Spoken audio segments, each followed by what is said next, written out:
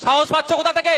আপনাদের মতো লোকেদের জন্য, আপনাদের মতো লোকেদের জন্য মমতা ব্যানার্জি কথা বলার সাহস। নিয়ে আন্দোলন করতে হয়, দিল্লিতে যান, এখানে নয়।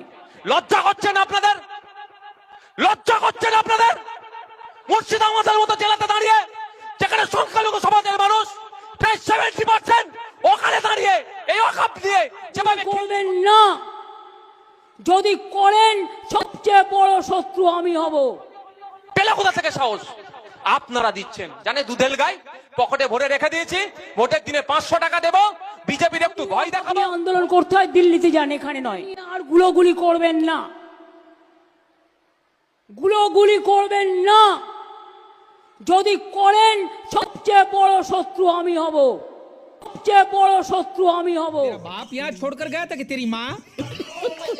সবচেয়ে বড় শত্রু আমি হব।